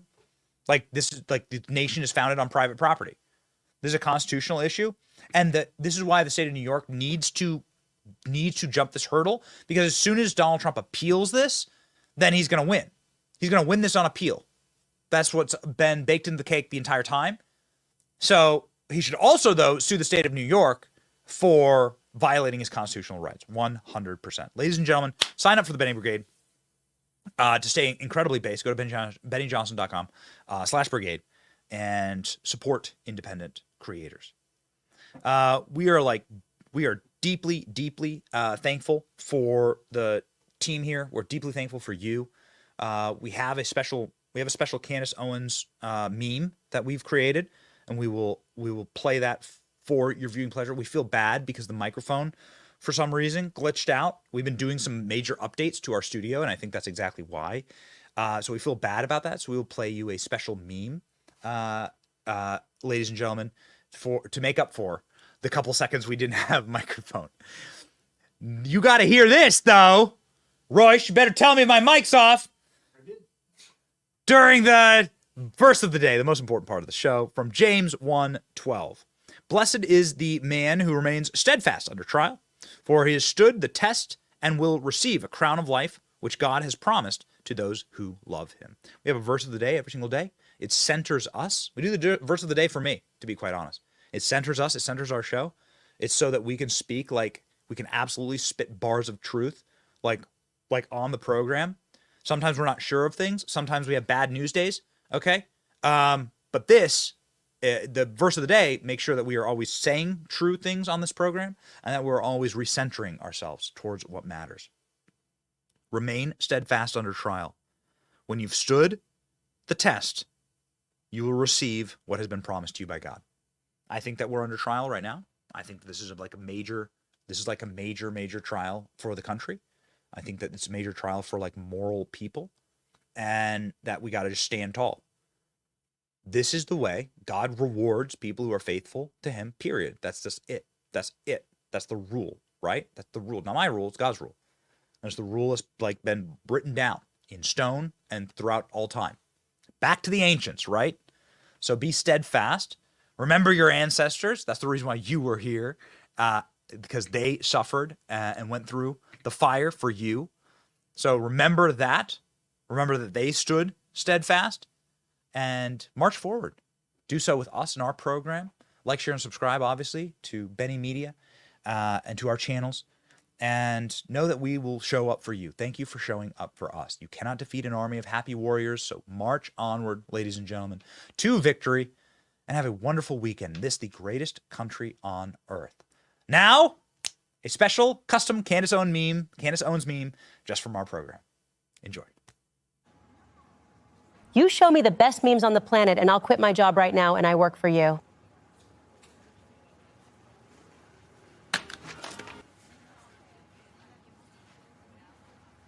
Hey, Shapiro, you warmonger. Everything's fine, but hey, listen, you can't fire me because I quit.